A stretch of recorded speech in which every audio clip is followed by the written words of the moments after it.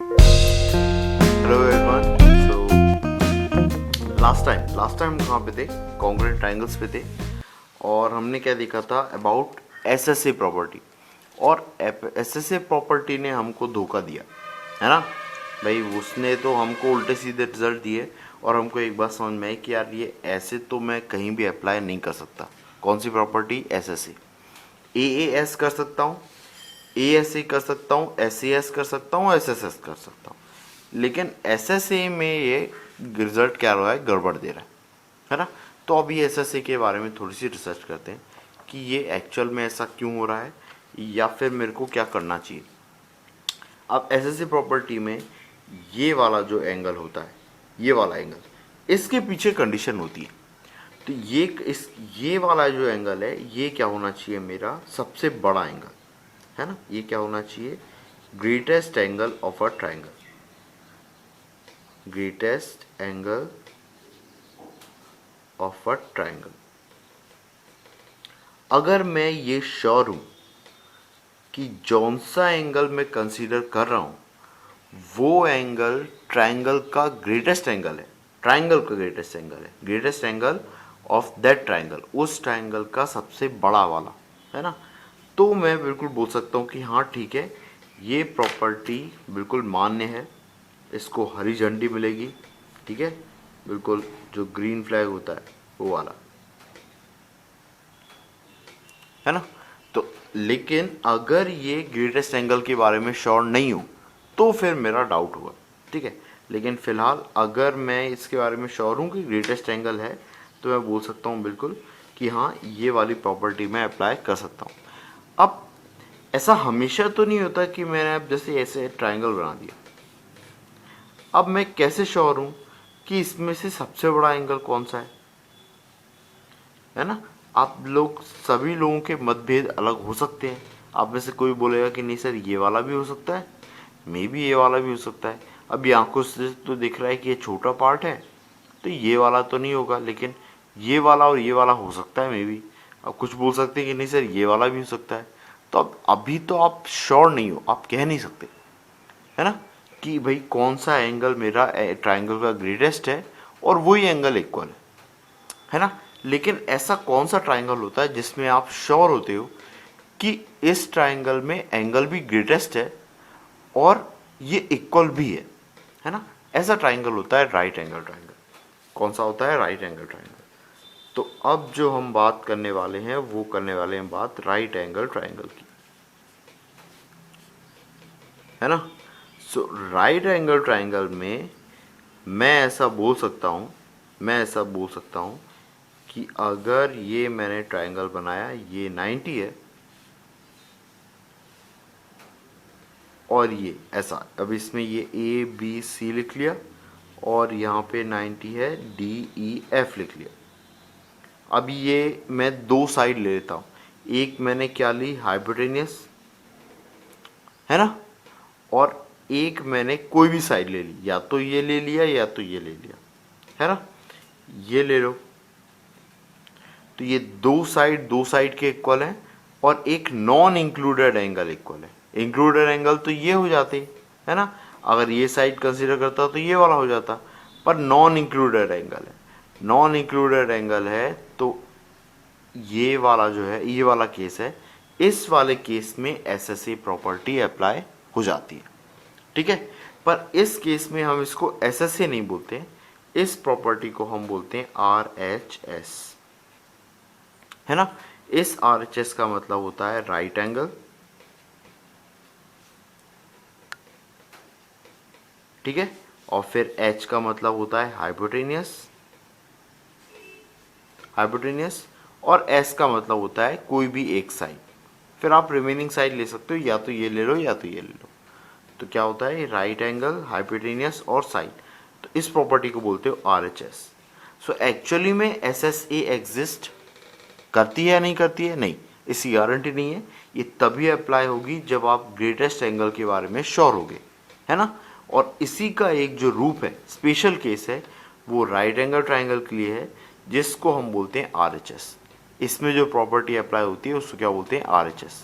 सो RHS में मैं बिल्कुल श्योर रहता हूँ कि हाँ जो मेरा एंगल इक्वल है 90 और 90, ये मेरे ट्रायंगल का सबसे बड़ा एंगल है, क्योंकि एक ट्रायंगल में दो राइट एंगल नहीं हो सकते, है ना, क्योंकि भाई दो राइट एंगल हो गए तो उन दोनों का ही सम 180 आ जाएगा।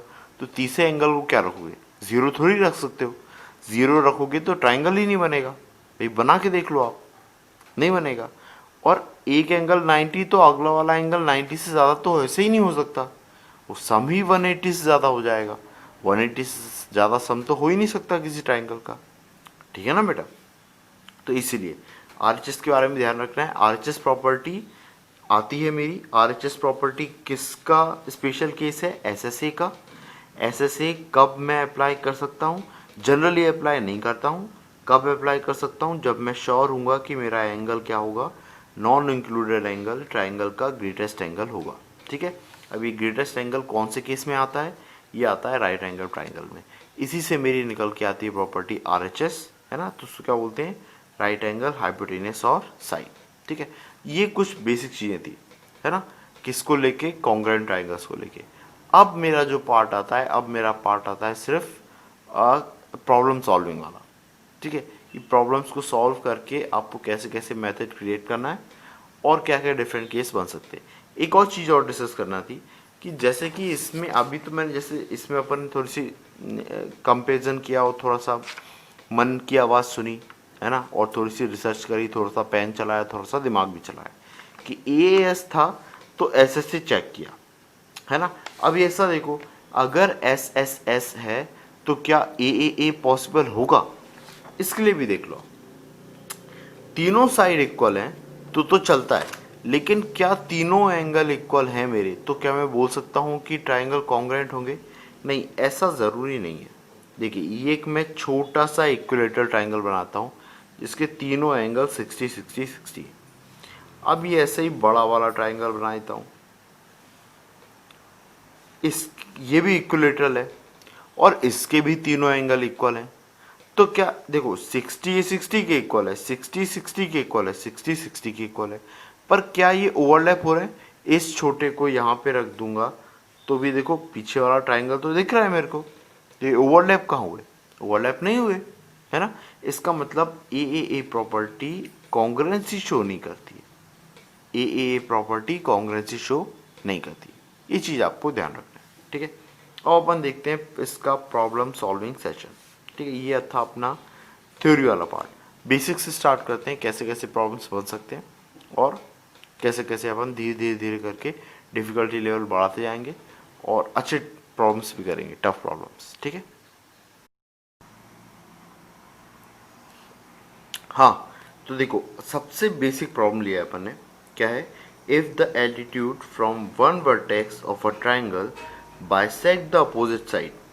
मतलब सिंपल सा है, आपने कोई भी एक ट्राइंगल बनाया, हाँ, और इस पर कंडीशन उसने क्या लगाई है, ऐसी उसने वो लगाई कंडीशन कि एक ट्राइंगल है जिसमें मैं एल्टीट्यूड अगर ड्रॉ कर रहा हूँ, एल्टीट्यूड मतलब कि वर्टेक्स से डाला गया परपेंडिकुलर, वर्टेक्स से ड्रॉ किया गया एक हाइट, है ना, जो कि बेस पे कितना 90 डिग्री बना रहा है ना। इस पॉइंट को डी मान लेता हूँ। अगर ये मैंने डाला और ये अपोजिट साइड मतलब जिस पे डाला है उस साइड को बाइसेक्ट कर रहा है, क्या कर रहा है, बाइसेक्ट। बाइसेक्ट का मतलब क्या होता है, दो बराबर भागों में बांटना। बाइसेक्ट मतलब दो बराबर भागों में बांटना। तो ए से ड्रॉ किया और बी डी और डी सी क्या आ रहे हैं, बराबर। तो आपको प्रूफ करना है कि ट्राइंगल आपका क्या होगा, आइसोसेलेस। अब ये आइसोसेलेस का मतलब क्या होता है कि आपकी दो साइड्स क्या होती हैं, इक्वल, मतलब ए बी और ए सी क्या होंगी, इक्वल। अभी आप बोलोगे कि अरे सर बी डी और डी सी तो इक्वल है ही सही, तो सर ये आइसोसेलेस नहीं होगा क्या। अरे बेटा ये बी डी साइड एक ट्राइंगल की है और डी सी साइड दूसरे ट्राइंगल की है, ए डी सी की है। मेरे को एक ही ट्राइंगल में दो साइड इक्वल चाहिए, एक ही ट्राइंगल में दो इक्वल साइड चाहिए, तब वो आइसोसेलेस होता है। ये बी डी और डी सी अलग अलग ट्राइंगल की अलग अलग साइड्स हैं, ऐसा है, और वो इक्वल है ना।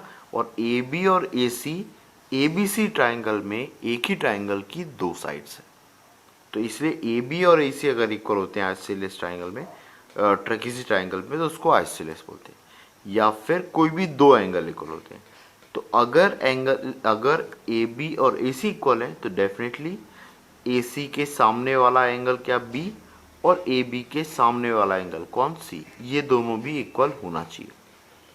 किसके लिए? आइसोसेलियस ट्राइंगल के लिए। ठीक है, तो आप देखते हैं।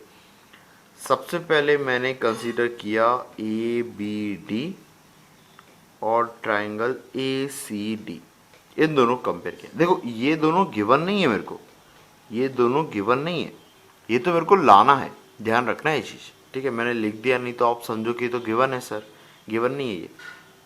ए बी डी और ए सी डी, इसमें कंपेयर करते हैं। अब पहली चीज़ देखो, पहली चीज़ क्या, ए डी दोनों में कॉमन है, तो ए डी मैंने लिख लिया कि ए डी तो मेरा क्या आ रहा है, कॉमन आ रहा है ना, ए डी कॉमन आ गया। अभी सेकंड चीज़, अगर ए डी से देखूं तो फिर देखो एल्टीट्यूड गिराया है तो दोनों एंगल 90-90 होंगे, तो angle A D B equal to angle A D C, ये दोनों इक्वल हैं। ऐसा क्यों? 90 डिग्री ईच। वैसे ही ए डी और ए डी इक्वल हैं तो आप क्या लिखोगे, कॉमन साइड। तो ये चीज़ें लिखना ज़रूरी होता है। ठीक है, आप लोग जब कंपटीशन दे रहे हो, जब 4 ऑप्शन है तब आप कुछ मत करो, लेकिन जब आप स्कूल में लिख रहे हो या कन्वेंशनल पेपर लिख रहे हो तो इनकी वजह लिखना ज़रूरी है कि ऐसा आप क्यों मान रहे हो, है ना, ऐसा आप कैसे कह सकते हो। ठीक है, और उसके बाद में B D equal to D C है, B D equal to D C, ऐसा क्यों, ये क्वेश्चन में गिवन है, तो आप लिख सकते हो गिवन। तो आप देखो ये साइड और उनके बीच का एंगल, दो साइड और इंक्लूडेड एंगल, दो साइड और इंक्लूडेड एंगल। तो आपके जो दो ट्राइंगल्स हैं that is A B D और ट्राइंगल ए सी डी, ये दोनों आपके क्या हो रहे हैं, कॉन्ग्रेंट हो रहे हैं। और किस प्रॉपर्टी से हो रहे हैं, एस ए एस से। एस ए एस मतलब कि साइड एंगल साइड, दो साइड और इंक्लूडेड एंगल। अभी आप एक और चीज़ पूछ सकते हो कि अरे सर ये तो राइट एंगल ट्राइंगल है, राइट एंगल ट्राइंगल है तो आर एच एस लगना चाहिए थी। तो नहीं बेटा, ऐसा नहीं, आर एच एस में एक राइट एंगल होता है जो कि इसमें भी है, एक साइड होती है जो कि इसमें भी है, पर अगली साइड होती है वो होती है हाइपोटेनस। कौन सी? हाइपोटेनस। हाइपोटेनस के बारे में अभी कुछ गिवन नहीं है फिलहाल, अभी गिवन नहीं है, तो हाइपोटेनस नहीं है इसका मतलब मैं आर एच एस नहीं बोलूँगा, है ना। जिससे मैं प्रूफ कर रहा हूँ वही प्रॉपर्टी मैं सामने लिखता हूँ, ये ध्यान रखना, है ना। हमेशा दो राइट ट्राइंगल्स कॉन्ग्रेंट होंगे, इसका मतलब आर एच एस ही लिखूंगा ऐसा ज़रूरी नहीं है ना। आपको ध्यान रखना है क्या लिखना है, साइड एंगल साइड, दो साइड और इंक्लूडेड एंगल। तो ऐसे ऐसे ये होगा मेरे कॉन्ग्रेंट, और मैं बोल सकता हूँ इससे कि मेरा A B equal to A C होगा और angle A B C angle A C B के इक्वल होगा। इन दोनों को मैं क्या बोल सकता हूँ, by C P C T. C P C T मतलब कि corresponding part of congruent triangle. इसके हेल्प से मैं क्या बोल सकता हूँ कि ये इक्वल होंगे और मेरे ट्राइंगल कैसा होगा, आइसोसेलियस। ठीक है, ये सिंपल सा फॉर्म था। एक और देखते हैं, ऐसे एक और देखते हैं, नहीं तो फिर अपन नेक्स्ट लेक्चर में भी देखते चलेंगे।